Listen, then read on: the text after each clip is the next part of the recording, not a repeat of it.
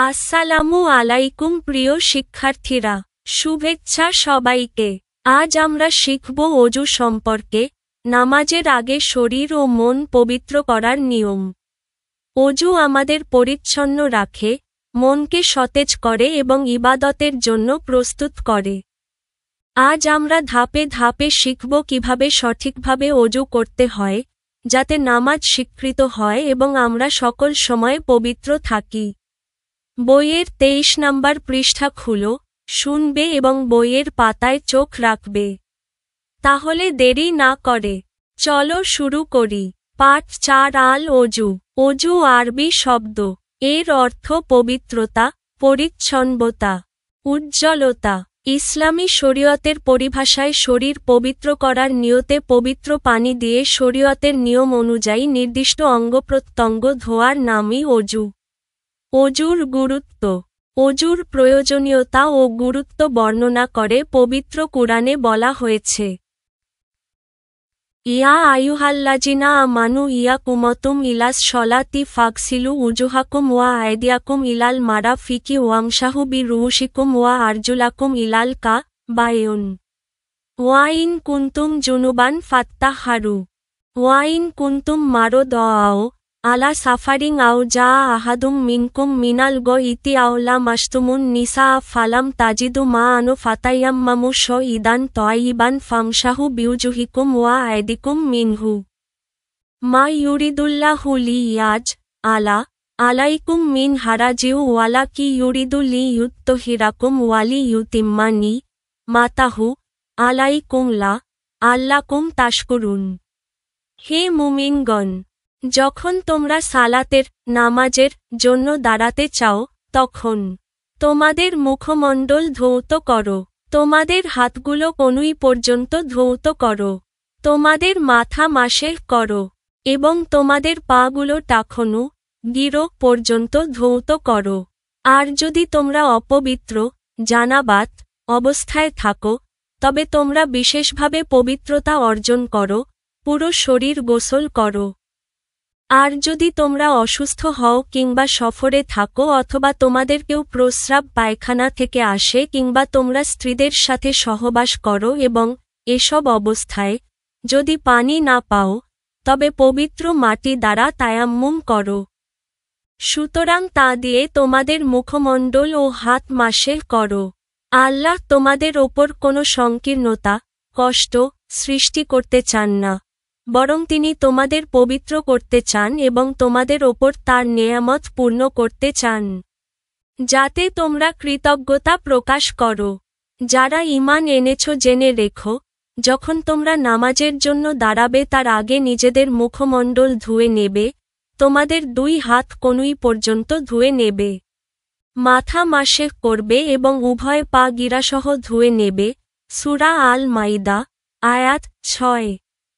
ভালোভাবে ওযু করলে মন প্রফুল্ল থাকে, শরীরের অঙ্গপ্রত্যঙ্গ সতেজ থাকে, ইবাদতেও একাগ্রতা আসে। এই প্রসঙ্গে মহানবী সাল্লাল্লাহু আলাইহি তাআলা ওয়াসাল্লাম বলেন, আমি কিয়ামতের দিন আমার উম্মতকে চিনতে পারব।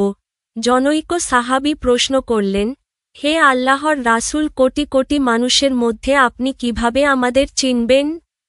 নবী করিম সাল্লাল্লাহু আলাইহি তাআলা ওয়াসাল্লাম উত্তরে বললেন, ওযুর ফলে আমার উম্মতের মুখমণ্ডল এবং হাত পা উজ্জ্বলতায় ঝক করবে, তাতেই আমি আমার উম্মতকে চিনতে পারব। বুখারী ও মুসলিম। কাজেই ওযুর ফজিলত বা মর্যাদা পাওয়ার আশায় আমাদের অতি উত্তমরূপে ওযু করতে হবে। ওযু পরিপূর্ণ হলে ইমাম ও মুক্তাদি উভয়ের নামাজই পরিশুদ্ধ হয়, আর ওযু অপরিপূর্ণ হলে নামাজে পরিপূর্ণতা আসে না। ওযুর নিয়ম। মনে মনে পবিত্রতা অর্জনের নিয়ত করে বিসমিল্লাহ বলে প্রথমে 2 হাত কবজি পর্যন্ত ধুয়ে তারপর ডান হাতে পানি নিয়ে 3 বার কুলি করতে হবে। রোজা না থাকলে 3 বারই গড়গড়া করে কুলি করতে হবে। এরপর নাকে পানি দিয়ে 3 বার নাক পরিষ্কার করতে হবে। তারপর 3 বার সমস্ত মুখমণ্ডল এমনভাবে ধৌত করতে হবে যাতে চুল পরিমাণ স্থানও শুকনো না থাকে। দাড়ি ঘন হলে খিলাল করতে হবে। এরপর 2 হাত কনুই সহ ধৌত করতে হবে। হাতে ঘড়ি, আংটি ইত্যাদি থাকলে তা নাড়াচাড়া করতে হবে যেন সবখানে পানি পৌঁছে যায়। তারপর 2 হাত ভিজিয়ে মাথা এবং কান মাসের করতে হবে। মাসের করার সময় পুরো 2 হাত দিয়ে কপালের চুলের গোড়া থেকে পিছন দিকে ঘাড়সহ সম্পূর্ণ মাথা মাসের করতে হবে। তারপর 2 হাতের তালু পিছন দিক থেকে সামনের দিকে টেনে সম্পূর্ণ মাথা মাসের করতে হবে। মাসের করার পর 2 পা টাকনুসহ ভালো করে ধৌত করতে হবে যাতে একটু জায়গাও বাকি না থাকে। অজুর কাজগুলো পরপর করে যেতে হবে, অর্থাৎ এক অঙ্গের পর অন্য অঙ্গ সঙ্গে সঙ্গে ধৌত করতে হবে। অনেকক্ষণ থেমে থেমে করা যাবে না। অজুর ফরজ। অজুর ফরজ 4টি। এই 4টির মধ্যে কোনো একটি বাদ পড়লে অজু হবে না। 1. মুখমণ্ডল একবার ধৌত করা। 2. উভয় হাত কনুই সহ একবার ধোয়া। 3. মাথার 1/4 একবার মাসের করা। 4. উভয় পা গিরা সহ একবার ধোয়া। অজু ভঙ্গের কারণ: 1. প্রস্রাব পায়খানার রাস্তা দিয়ে কোনো কিছু বের হলে। 2.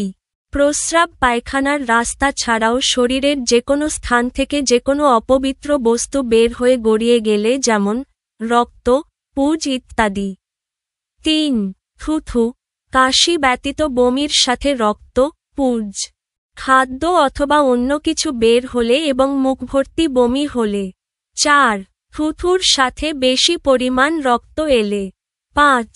চিত হয়ে, কাত হয়ে অথবা হেলান দিয়ে ঘুমালে। 6. বেহুশ হলে। 7. পাগল হলে। 8. নেশাগ্রস্ত হলে। 9. নামাজে অট্টহাসি হাসলে।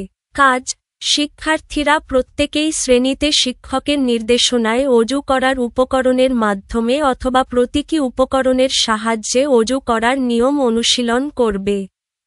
শিক্ষকের নির্দেশনা অনুসারে শিক্ষার্থীরা শ্রেণীকক্ষে অজু করার প্রয়োজনীয় উপকরণ, পানি, পাত্র ইত্যাদি, অথবা প্রতীকী উপকরণ ব্যবহার করে ধাপে ধাপে অজু করার নিয়ম অনুশীলন করবে।